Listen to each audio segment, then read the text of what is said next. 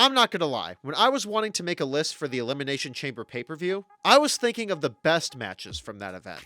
But there weren't as many to choose from besides at least 4 to 5 chamber matches, the Wyatts versus The Shield, and Randy Orton versus Luke Harper.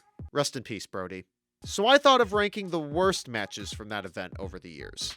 There are a couple chamber matches in there, but with it being an event focused on 1 or 2 matches, the filler could sometimes be angrily pointless or straight up dumb. I don't want to do too many worst videos, especially since I'm nowhere to judge as a man who'd get his ass whooped by anyone in the ring, but negative videos get more views sometimes, so here we go. I'm Duke from Duke It Out, here to give the top 10 worst matches from the Elimination Chamber pay-per-view. Before I begin, please make sure to give this video a like and subscribe to the channel for more great wrestling content.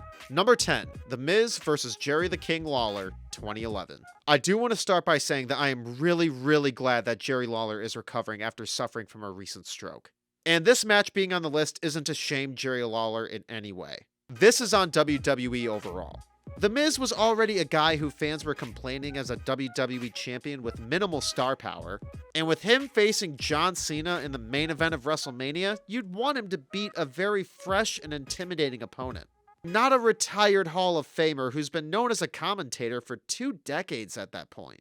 They tried to tell the story of Lawler never getting the WWE title in his career, but that just caused more build-up for his match with Michael Cole at WrestleMania. God, 2011. Number 9, Dolph Ziggler vs. Kofi Kingston, 2013. This isn't the worst match ever or anything, but Booker T pulled a Teddy Long to have Kofi challenge Mr. Money in the Bank, Dolph Ziggler.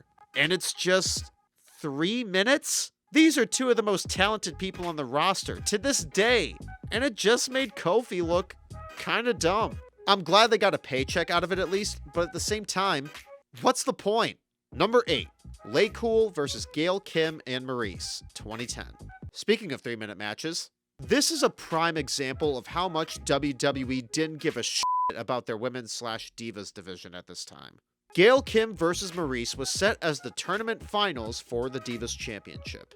Then Vicky Guerrero also pulls a Teddy Long for it to instead be a tag team match, with the 2 in the ring facing Michelle McCool and Layla. It's not already demeaning to that tournament, but especially when these 4 could go in the ring, they just gave them a few minutes to wrestle and instead have it be more of a character angle that you could see on Superstars. But what about the tournament, we asked? WWE replied, who cares? Number 7, Jack Swagger vs. Justin Gabriel, 2012. You know what else WWE didn't give a shit about? The United States Championship. And the early 2010s was at its peak of them not giving a rat's ass. Where in this event, we get another 3-minute match, with a title on the line this time, with 2 people who could have at least performed a 6-minute match decently enough. Like, I would have preferred a Natalia farting segment. Wait, that's on the pay-per-view too. And that somehow built up to this match. God damn it! Number 6, Batista vs. Alberto Del Rio, 2014. Right now, Dave Batista is fucking killing it. If you haven't gotten the chance to see Knock at the Cabin, it's good for the theater. It might be his best performance and a good movie from Shyamalan. We love to see it. But in 2014, no wrestling fan wanted to see Batista. And the crowd for this match let him know by chanting for a bunch of other people, but in particularly Daniel Bryan, with that time being the peak of the Yes movement. And you need to keep that in mind because they were cheering for Del Rio. A lot can change in 8 years. If this match happened in 2023, fans would be chanting for Batista to powerbomb Del Rio 20 times, Wardlow style. Number 5, the Raw Women's #1 Contenders Chamber Match, 2020. The last pay-per-view main event before the pandemic, and too bad it had to be this match where the crowd was almost dead silent. If only they knew of the future. On paper, this was a good idea and a great way to sponsor Shayna Baszler's dominance to people who didn't watch NXT. But almost everyone agrees, and has been acknowledged on other channels, that Shayna waiting 5 minutes for the next couple of people to come out to then squash them wasn't the most entertaining thing for audiences. It took too much time to get to the inevitable, and since Shayna lost to Becky at the Empty Mania, it leaves even more of a sour taste for this match. Number 4, the 7-Man Chamber Match, 2018. Roman Reigns is doing amazing in WWE right now. His upcoming match with Sami Zayn is the company's best story in decades. But at this stage, the booking of Roman was some of the worst times to be a fan of WWE. When it comes to talent and name value, this match is great. Roman Reigns, John Cena, Seth Rollins, Finn Balor, Braun Strowman, The Miz, and Elias. The first and only 7-man Elimination Chamber match, and it started out with potential. And if Braun Strowman had ended up winning, this probably wouldn't have made the list. Him destroying everyone was good dominant booking with a memorable spot of all of them collectively pinning him, but he still kicks out. But it's then down to the very over Strowman and Vince's big dog. It just sucked the fire out of the crowd and everyone watching at home when Reigns was celebrating after beating the one man that had gotten rid of everyone else. One of the many unnecessary decisions from this era, and we all know how that Mania main event went down too. Number 3, Santino Marella and Vladimir Kozlov versus The Core, 2011.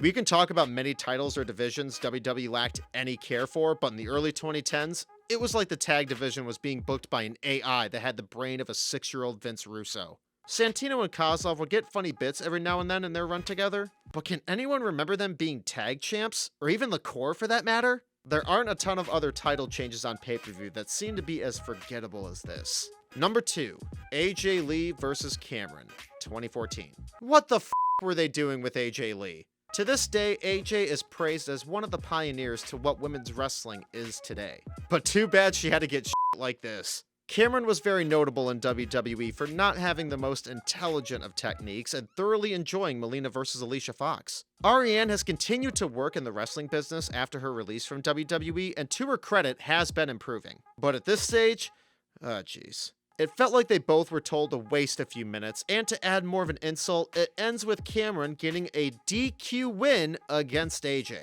Yeah, she didn't win the title, luckily, but it's still a record win on pay-per-view, and it's still painful to say. And number 1, the Intercontinental Championship Chamber match, 2015.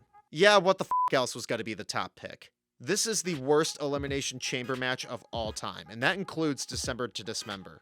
Even in the beginning, it's just nothing too memorable, and then it quickly becomes memorable for all the wrong reasons. It went from a boring chamber match to a straight-up disaster when Mark Henry walked out of the broken pod. Hearing Dolph try to instruct things, everyone seeming so cluttered, and then Ryback was IC champion, and let's be honest, what do we remember from that reign besides this match? It seemed like everything that could have went wrong for this match achieved it. And it's one of those matches where I had my palm in my face having to remind myself why I love pro wrestling. So those are my top 10 worst matches from the Elimination Chamber pay-per-view. Please make sure to leave your opinions for the event's worst matches in the comments below. Thank you so much for watching this video. Please make sure to like this video, subscribe to the channel, ring the bell for notifications, and duke out your opinions below in the comments.